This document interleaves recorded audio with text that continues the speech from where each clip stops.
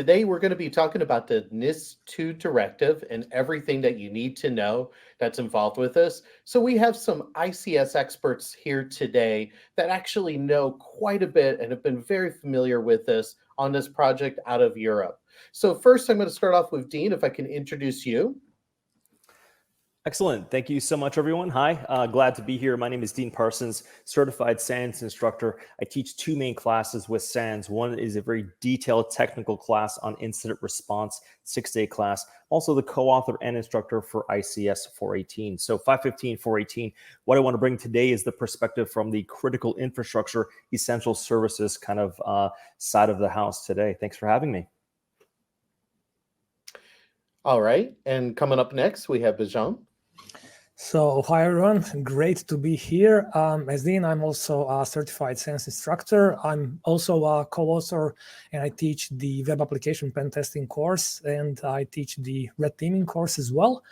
I'm also located in Europe, in Croatia, which is, as we'll discuss later, one of the countries that actually transposed the NIS2 directive into a local law. So whatever I do, I'm quite involved with NIS2, and hopefully I'll be able to share some of the so far acquired knowledge in that area. Hey, and I appreciate that. And so I'm actually the Director of Business Development over here on the certification arm, which you can see in the right-hand corner, which is GX certifications. So we're going to start off by just kind of doing a little bit of an intro on what NIS2 Directive is. So if you can see on here, it's a kind of a common level of cybersecurity within the EU critical infrastructure. The goal is to keep the EU and its citizens protected. Pretty simple. It is covered by any country within the EU, so that's 27 countries. That does not include the UK, which, as you can imagine, has been now removed from that. But those countries include Germany, Italy, Spain, Portugal. The list kind of goes on from there. So who is affected? It's any critical sector organization with over 50 employees. So a critical sector organization could be anything from tech, utilities, healthcare, retail. When you really think about it, almost any organization out there, for the most part, is considered a critical sector. So Dean, I see you kind of shaking your head a little bit. So the important nodding in agreement for sure. So the important date, which actually happens to be my anniversary, so it's easy to remember, hopefully, is October 18th, 2024. However, each individual country does have to do the legislation.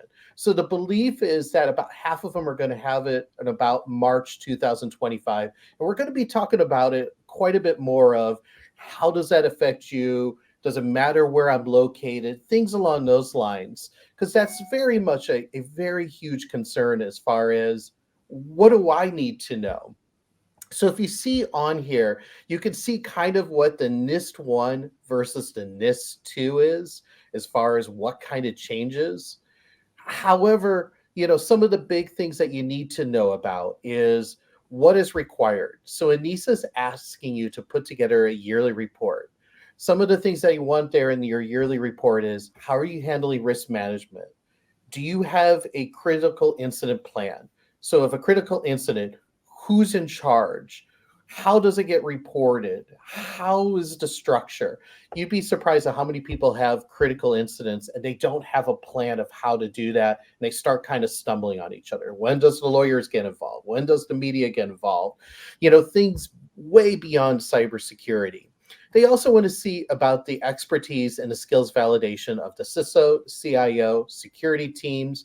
They also want to know how decisions are made, all the way up to the very top. That's the C-suite and especially the board. So how is the board of directors being advised? Do they have outside counsel, just inside counsel? Because ultimately the board is responsible.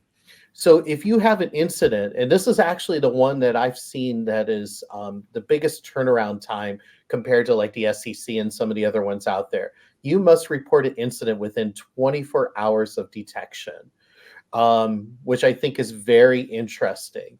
So if you see on here, the big difference between NIS2 and NIS1 and NIS2 is I always kind of jokingly call it the Empire Strikes Back. I always have to throw a little Star Wars, thing in there, is that includes fines for not meeting requirements. NIST 1 was some recommendations. NIST 2 is actually considered regulation. The fines can be up to 10 million euros or 2% of revenue, which, as you can imagine, is a huge amount of dollars. This affects anything from medium-sized companies, public entities, digital providers. Like I said, any company with over 50 employees. And so, one of the things I always kind of say is, hey, this project sounds a little bit familiar from the standpoint of it's a little bit vague. We don't know kind of where it's going. And I always say, look at GDPR. GDPR was also an initiative out of the EU. It was vague out of the gate. As you can see, you would see some more kind of fine tuning over time. And so if you see on here, we already talked about the implementation. January 17, 2025 is a process for peer reviews. April 17, 2025, member states shall establish a list of essential and important entities. And then October 17th, 2027, which seems far off, and we always learn, hits us before you ever expect it, the Commission shall review the functioning of this directive. So I'm going to start with the very first question, which is, and I'm just going to start really easy with a real one that I think should cover everything. What does the audience need to know to become compliant with NIS 2? So I figure I'd start with a really hard one and we'll kind of keep working from there. So who wants to hit that one first? Sure. So maybe I can add a couple of things and then Dean just jump in if you see that there is something you want to add. Sure. So to be honest, like if your company already invested into, for example, ISO 27001, you kind of cover a lot of things that NIS2 relates to. And to be honest, for everyone who is perhaps already mature enough to kind of satisfy some of the older regulatory requirements, NIS2 as such shouldn't be too big of an issue for such a company. Now, if you take a look at this slide here, what you can see is that the scope has been expanded quite a bit to include a lot of sectors and services as either essential or important entities, but some of these which traditionally perhaps didn't think that much about security. So when you take a look at wastewater and waste management, perhaps food industry, I'm not saying that they don't pay attention to security, but they're probably not as maybe secure or regulatory required as maybe someone in energy sector or banking, finance, and so on. So even though the requirements here are maybe for us who have been in security for quite a while straightforward, for some of these companies they will require a huge investment into both technology and people in their companies. So the directive itself lists things such as risk management, for example, being the most important thing. And this is something that we should be doing from day one, but I'm sure that there will be many, many, many companies that will perhaps even hear about it for the very first time. So I totally would agree with this. I think from my perspective, coming from the industrial control system side, I would agree that maybe there are some water sectors out there, even some energy sectors out there in power generation, transmission, distribution, that probably have security well on the way on the IT side of the house. And so what this includes now is risk management, incident response, reporting for the control systems or the OT side of the house as well. And rightfully so, this needs to encompass those environments because that is the business. And so having this, I'll say, increased scope or expanded scope to include that side is fantastic because it does drive additional cybersecurity. I think from my perspective, I think the challenge might be, to your point, is they're not necessarily or maybe haven't been looking primarily on the OT side for security. And it's great to have this approach here. And I think what I'm really trying to raise the flag on is if you take IT controls, like you mentioned before with ISO 27001 or other controls for IT, and you just copy and paste them into an OT or ICS environment, there's challenges that way. And so really what I'm kind of suggesting is that for sure this can be done, it can be doable, and it's leveraging what we have in place on IT. but I don't think it's a copy paste. There's absolutely a nuanced discussion to how to deploy these kinds of controls, or ICS or OT specific controls, to protect those utilities. So I think it's definitely doable for sure. And I think that it's really about prioritization. And I think we're going to get to that as we see to our survey questions and things as well. But I love the positive aspect that you have, which is if you're doing a lot of good things in security today, the objective here for NIS2 is not necessarily very far away for you. I think that you can use a lot of things already in place to get there for sure. So let me ask the two of you, if you had to say a couple different things that you should do to meet NIS2, like what would you consider would be best practices, any recommendations you should focus on A, B, C, D? I'd love to kind of hear your thoughts on that. So I'll jump in. So from my perspective, I have a bias coming to this table because I do incident response regularly in control systems. And so I focus a lot on what we call the SANS 5 ICS cybersecurity critical controls.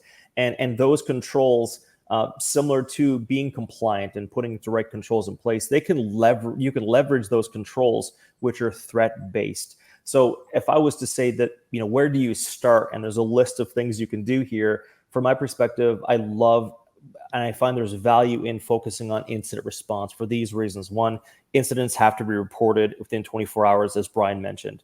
Being prepared for an incident. It's not if, it's when we know this.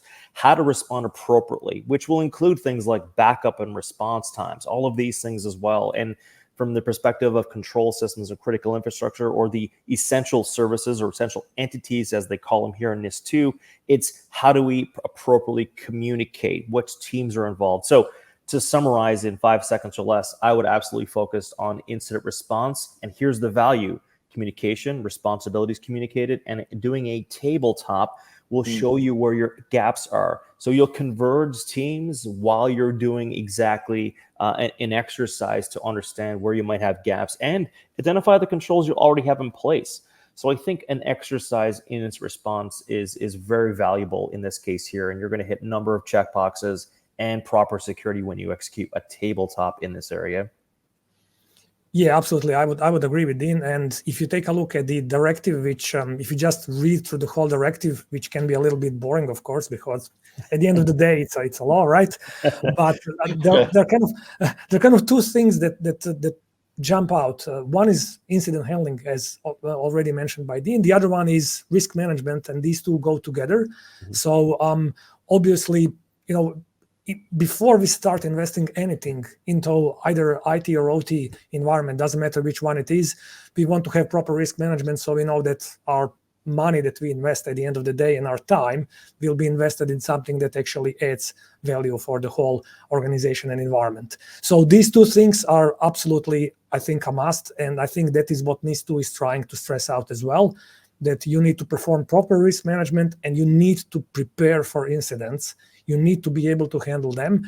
And that's why they put these very strict deadlines on first 24 hours for an early warning, then you have 48 hours for a notice. And at the end of the day, you have 30 days for the final report, which has to be delivered to your own national competency authority. And then they will distribute it further to ENISA. So this chain of incident reporting is now much more formalized. And I think that at the end of the day, once this gets into the game, everyone will benefit because ENISA will be able to aggregate all the data and distribute it to everyone. So hopefully everyone's security will be improved.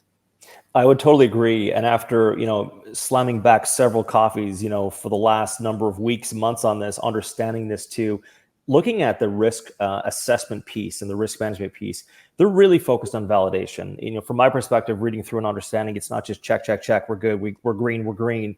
It's validation of the controls that are in place that are actually effective. And I think that's really important to bring out here, because I don't think this is just a compliance kind of like, you're good, you have it in place or you don't. It's if it's in place, great.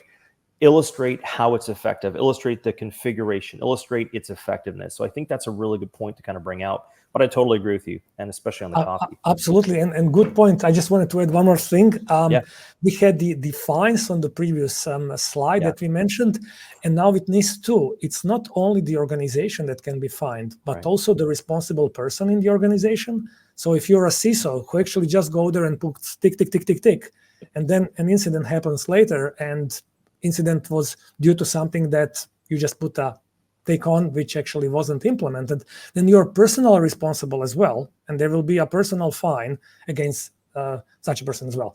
So yeah, one thing to keep in mind. Yeah, for sure. If I can add one more thing to that, because I know Brian has another question for us coming up soon, is that from a leadership perspective, awesome. From a leadership perspective, so I teach ICS, is Security Essentials for Management. And so I meet with CISOs regularly. I meet with VP of Engineering. I'm on the plant floor regularly between teaches. And so what I'm seeing is that some new coming in CISOs, they might not have the knowledge of, well, IT is different than control systems. And 80% of the environments generally are different. And so what I'm finding is that, to your point about being penalized or fined here, is that it's really important that folks at the C-suite level embrace those differences, understand they're different, and just don't expect just, if you're good on IT, the same controls would be applicable on ICS, check, you're moving on. Just want to make sure that if you're responsible for NIS2 on control system environments, OT environments, embrace the fact that IT and ICS are different, and then learn a little bit more about how to apply ICS specific controls. So I want to raise that flag here. I don't want to see any organization or person or people being fined in this case. So absolutely. So you're making my job very easy. So I love this discussion. I'm actually learning quite a bit myself. So so please keep the discussion going. So it's interesting. We talk a lot about critical incidents and when you have something that happens. And I think that's the more important piece. But I know that they talk about putting together a yearly report. Do you have any recommendations of what should be included in that yearly report? So basically, I think most of the member states will still have to publish details on, like technical details on what kind of reports they're expecting. As we will see later, the transposition of the directive is not there yet, and we still have a lot of sub-acts to be applied over here. Now, one thing that's known for sure is that I already mentioned the deadlines that you have for reporting an incident, and in the report, obviously details about that incident will have to be shared with whoever is the local NCA, National Competency Authority for that particular member state, or their CCIRT. They will collect the reports, they will send the reports to ENISA, ENISA will aggregate the reports, and then they will publish probably a yearly report on this as well.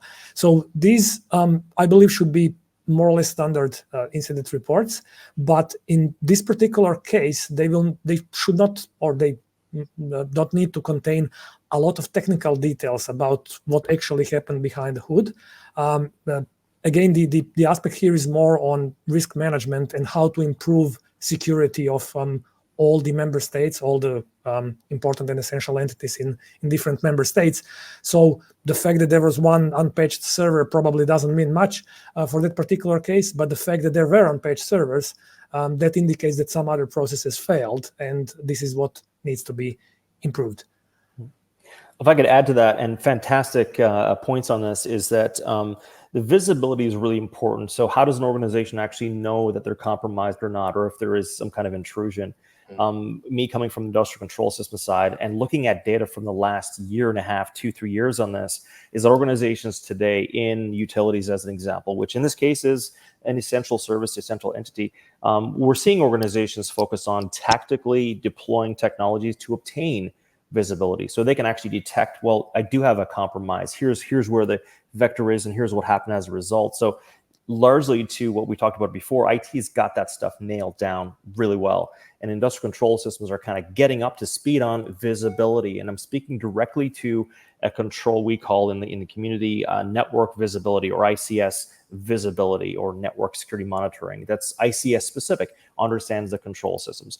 And so we've done the data research and an analysis, and over the next 18 months, that's one of the top things organizations are spending their money on tactically. So deploying these sensors in the ICS network visibility to understand, well, what metrics can I actually get? How do I know if I'm compromised?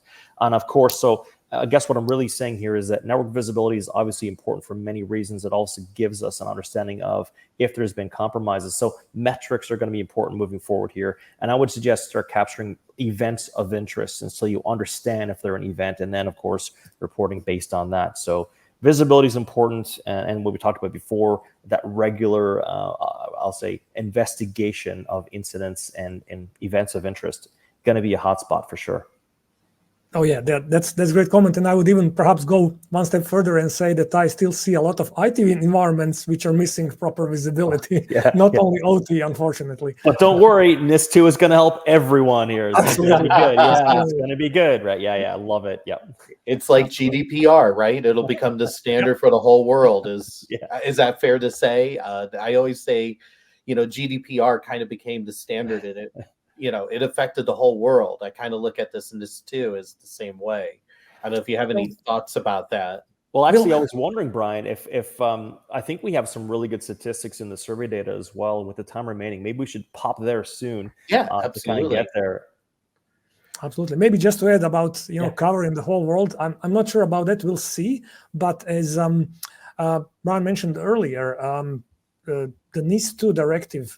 Sure, it affects every EU member state, but if you are a US company, for example, that does a lot of business in the EU, if you provide essential services in the EU, then you will be affected as well. If you are, for example, a provider of something for another company in the EU and NIS2 puts a lot of emphasis onto supply chain incidents, then obviously you might be involved in this as well. So it doesn't matter really if you are located in the EU or not. If you do a lot of business in the EU, you should be aware of NIS2 and the requirements. Fantastic. Yeah, because that's actually a very interesting, and I know we kind of touched upon it. So I hear all the time, well, I'm in Spain and Spain hasn't taken the initiative yet, or take whatever country it is. And so should I be worried about this NIS2 directive, right? The whole idea is who does it affect, what countries, how soon, that type of stuff. So do you mind going a little bit into that? Because I know I hear that all the time of, but it doesn't really affect me. It's not going to hit my country for a while. So, I think as you can see here, there are currently only 3 member states that transposed the NIS2 directive into their national law. Hungary, which was I think the first one, then Croatia, and then Belgium literally a week or 2 ago, something like that. Now all the other countries actually worked on transposing the directive into their national law, but adding something into a national law is actually quite complex and obviously takes some time. That being said, it will be transposed for sure. There might be some dates later which could be maybe modified, because at the end of the day, it will be again the national authority which will impose everything on the local essential and important entities. But it is coming for sure. And I think at this point in time, even though when you say that something will happen in 2025, and we might think, it's only next year, that will come sooner rather than later, right? So I expect that I think we should be really prepared for this. So if you maybe go to the next slide, just to perhaps touch a little bit on the example here in Croatia, as I'm a local here, obviously I was quite a bit exposed to this, and you can see how what the timeline looks like with the law over here. So it was transposed to a national law on 15th of February this year, and the sub-acts should be finalized until 17th of October. And the funny thing is that the transposition of the directive itself, you can read the directive and it's probably 95% same as the directive. So that's not all that different. And you can already prepare for that. But these sub-acts are what a lot of people actually want to see, because they will define those important details that we need to know about and that we can actually work on later. So again, we can see that the classification of essential and important entities must happen until March 2025 over here. And that will be the date when the national authority will actually say which entity is essential and what entity is actually important. Of course, some of them can already know that they are either essential and important. And if you are listening to this webcast from Netherlands, for example, there is a really nice online questionnaire that is available in Netherlands that you can go through, fill in, and then you will see what is your status, even though they haven't transposed the directive yet, but they're already working quite a bit on this. So again, there might be some delays here. Transposing the law is like a hard deadline, and that will happen for sure. I think these sub-acts might be delayed a little bit, which means that we'll kind of see what will happen in next year. But I would definitely advise against just waiting, and perhaps relaxing a lot until this hits, because it can hit hard depending on what your current maturity level is. So, yeah, other than this, I think we have a couple of cool questions from our survey, which was quite big, and there were some really, really interesting findings over there. So maybe, Brian and Dean, we should go through some of the questions and answers. Yeah, sounds good. So really this survey that we put out, I guess about a couple months ago now, it's just recently closed, and we're actually right now going through the details of this. We grabbed a couple quick things from that survey, but the result of the survey is going to be pushed out into a published white paper, and that white paper is going to provide information like guidance, recommendation, what data is in the actual survey, what we're seeing as challenges that people face, and so on. And so that white paper is coming up soon, so that's awesome. So keep an ear out to that one. But just for the initial findings right now, we're going to go back and forth on a couple of these. So obvious question is, how serious does organizations today in the region or not working with the region consider the current cyber threats to be? And we've seen this over the last number of years because we do other surveys in IT and in ICS as well. This is consistently growing, and I don't think anybody would think this is a surprise. So almost 40%, 37% think right now it's severe in this case, the threats in the current threat landscape. And almost 47%, but almost 50% consider it to be high. So there is justification here of why NIS2 matters, why there's a change from NIS to NIS2, and really kind of focusing on the need to do additional protection response in this case as well. So this is very clear. If we go to the next one, and I don't know if you guys have any thoughts on this, but if you want to take this one, yeah, go for it. Yeah, I mean, as you said, I think no one will question the fact that there are so many incidents lately. And I know that my incident handling team in my company, I don't think they had a free weekend for last 6 months at all. Because every single incident happens on Friday, right? Yeah, I hear you. Yeah, it's brutal. Yeah, I'm sure that you are quite aware of that. Yeah. So good news is there's people out there that they're the help, right? Like we do the same, and it's the same thing. So absolutely. Really glad that there's people to help in those situations, internal or externally. Yeah, absolutely. This finding here was quite nice in my opinion. I was expecting that people will be more negative towards any regulation that happens, really, and especially a big one such as NIS2. But the survey actually showed that 60% are very positive and think that we actually needed this.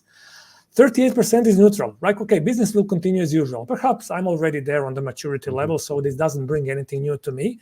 But these two together, this is 98% of people that filled in the survey who actually think that this is kind of neutral or positive thing. There are only 2% of people who thought that we shouldn't have the NIS2 directive, which I think shows that we are kind of going in the right direction.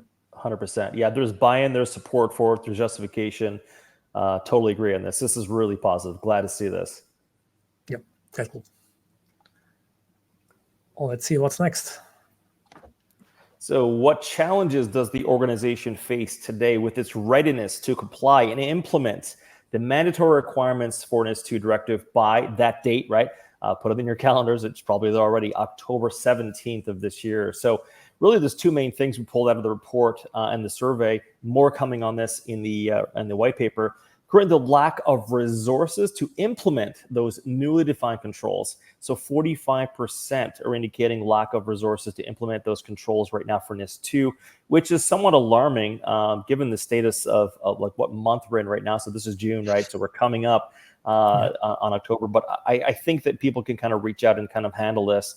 And the good news is, again, maybe there's things already kind of in the organization you can kind of adapt, but hopefully this can be mitigated as people move forward. Number two, no surprise here, if there's a lack of funding in some cases, but if there's a lack of resources, you could be seeing a lack of budget. So a lack of budget for the implementation and maintenance. So that's a big thing here. The implementation is one thing and the ongoing maintenance is another, but around 40%. So 37% now really find that there's a lack of a budget for implementation and maintenance right now to meet that goal in October and maintain it moving forward. So this is, while it's positive, people agree with the NIS2 kind of framework and directive, there is a couple concerns there as well as we kind of go through. Do you guys have any questions or comments on this one?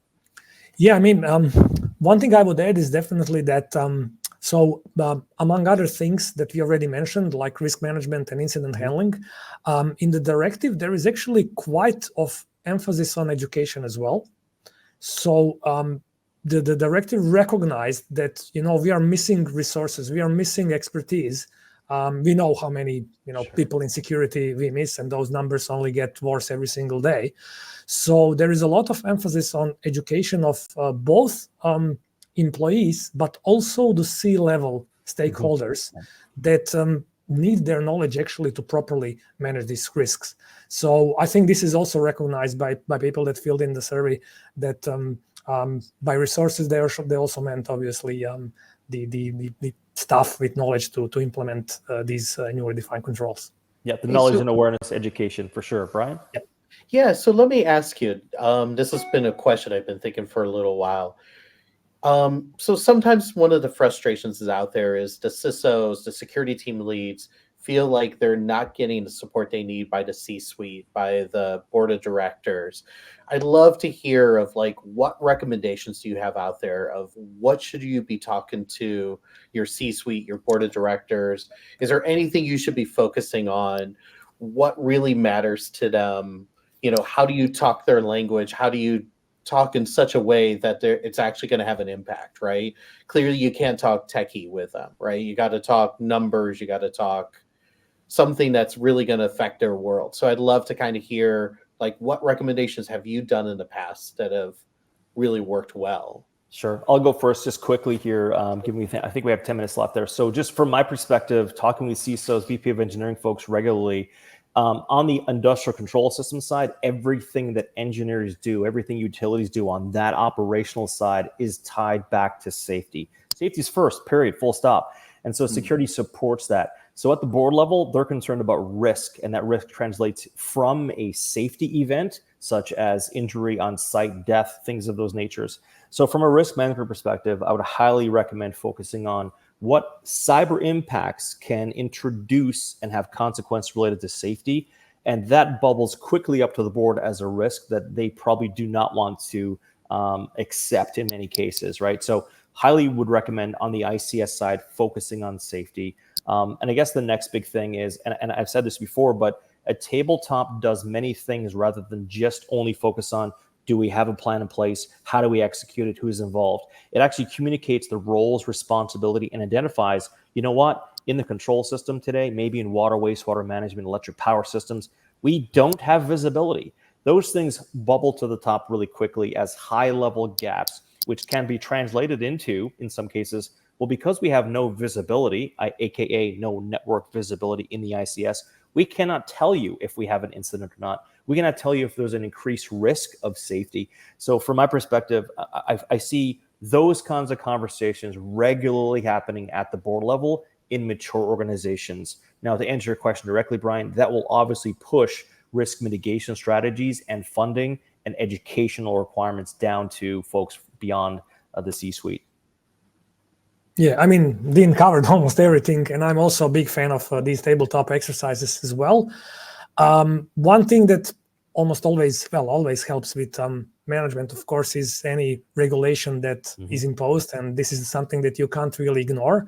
So one of the things that I would perhaps recommend to listeners and viewers is to really use the NIS2 directive and some of the items that are already specified there as being important. And we already mentioned education, risk management, incident handling. There are also a couple of other things like basic hygiene, visibility, which is actually really mentioned, as Dean already covered that, and even things like multi-factor authentication. So these are explicitly mentioned in the directive, and they can be good initial items of discussion with something that we need to invest into. But of course, based on risk management, and at the end of the day, perhaps these tabletop exercises, which will show to you what are your weak points. I'm a big fan of tabletop exercises. Excellent. Same here. I do them regularly as well, and there's so much value, low-hanging fruit. High return of investment, not a lot of time required. Huge value in setting the direction and a roadmap. But you mentioned something really good there, which was like a control, multi-factor authentication. So we have another survey question coming up. I'm not sure if it's the next one, but it's coming up soon about what controls do you have in place. It's after this one, but right here. Here we go. So we actually asked the question. So of the designated measures the organizations have right now already implemented, and what are you doing to kind of implement before that deadline? Already implemented, as you mentioned, nailed it, multi-factor authentication, which is very interesting because we live in this connected world now. Just a side note on the industrial control system side, one of the 5 ICS critical controls is secure remote access. Really happy to see that folks have already implemented this in some organizations in this region.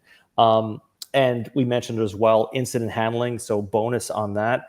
Tabletops will ignite that further, and basic policies and procedures as well. So I'll talk to the already implemented ones, as I mentioned. I'll pass the next few off if you like as well to take a look at the ready to implement by October. What do you think?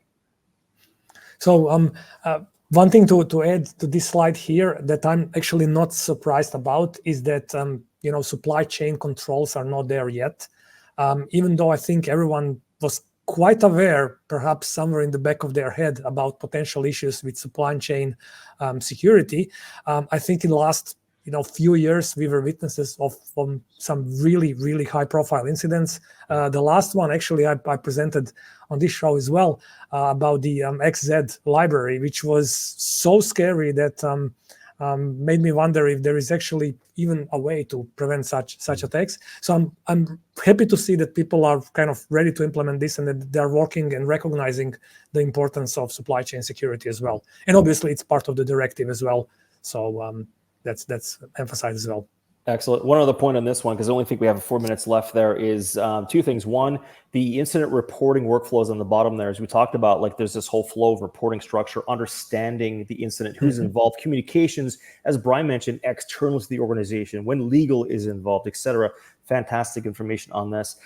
So I had one other point before we do like a call to action for users here is the use of cryptography. I'm really happy to see that encryption is included in NIS2, and I'm really happy to see where there's an asterisk and it says where feasible. So those coming into this session, understanding NIS2, if you're in critical infrastructure, realize that encryption internally in the control system may give you low return of investment. So be very careful on that. Site-to-site encryption is important, but just have a nuanced approach when you're talking control systems on that case. So I want to give it back to you guys. What do you think from a call to action perspective? What can people take from this right now to start actioning? I think one of them is tabletops, but what do you think, guys, with the few minutes we have left here? Well, I mean, yeah, you mentioned tabletops, and I did mention tabletops several times as well. Yep. I think, obviously, well, most of our listeners probably have some risk management procedures already in their company, but this is something that they should perhaps pay some attention to make sure that it is on the level that they're happy with. And again, perhaps try to just take one step back and maybe see what is the current maturity level of your company. Talk to your C-level management and see what will be the best winning points to actually get as close to the NIS2 directive as possible. Obviously, no one can do everything. So again, that's why we have risk management as an important component to make sure that we invest into things that we can actually help with. And again, this finding here on the slide kind of covers what we already discussed. It's very nice to see that all of the people that filled in the survey agree with us that they want increased visibility. And as I said again, I think we should have that visibility not only in the IT environment, but also in the OT, as you mentioned, because I still see it missing in the IT environment, and investing in cybersecurity education, quite important. And again, as I said, it's in the NIS2 directive, something that we shouldn't actually ignore. Yep, fantastic. And I think if there's anything I'd leave anybody with is, again, just to reiterate, the people that provide that visibility, they're also going for training in this particular area, whether it be IT and or OT or ICS, whatever. It's putting the tools in place, but making sure that IT has someone to manage those controls, similarly with the ICS side. So I guess what I'm really saying is a lot of coffee, wait for the white paper to come out, right? Look at your areas based on risk and penalties in some cases as well. And please connect with us, because we will be dropping that finalized white paper soon on this. And that white paper is going to be guidance, recommendations as we go through. And it's going to be from a risk perspective on IT and the industrial control system side. So from my perspective, this can be definitely doable, even though there are some struggles there. There's a lot of positivities we've seen before too. So a lot of folks are aligned with why this is important. If they're on board with this, it makes sense. And I think it's the right time. So I think we're in a good spot. Brian, anything you want to leave anybody with as we close out? Yeah, so we do actually have a whole page that's just dedicated on resources. We're building as we go along. So you'll already see that there's quite a bit of resources. So for example, the survey results will be posted on that site. If you just go to SANS.org, it's, /NIS2. I do recommend, I would check it out periodically, because just like anything, we keep building and building and building as time goes on. And so, hopefully that also helps you with some of the conversations with your staff, with the board of directors, with the C-suite, some of that type of stuff. But, we have webinars, we have blogs, we have resources, we have a whole bunch of things, even bringing in the folks from ENISA to talk about it. Excellent. So any parting thoughts? I know we have 30 seconds, so... Yeah, this is doable. Drink coffee, do tabletops, and take a risk-based approach. I think that's important. If you're ICS specific, really consider the tactical elements of the 5 critical controls for ICS first as you go through. That'll improve your ability to be compliant here. Absolutely. Dean mentioned everything, even the coffee, the most important ingredient. Don't just wait for 2025. Start right now, because sooner we all start. I mean, we get benefits immediately because we are making our organizations more secure, no matter NIS2 directive or not. So let's not wait until an incident happens. Let's go through all of this before that. Well said. Well, beyond that, I was going to say thank you two, for both of your time. I actually learned quite a bit on this, so I appreciate your time. And, like I said, for the audience, look forward to, we're going to have a whole bunch of new resources on top of the ones we already have. So thank you, everybody, for your time. Thanks so much, everyone. All the best. Thanks, everyone. Thank you. Bye-bye.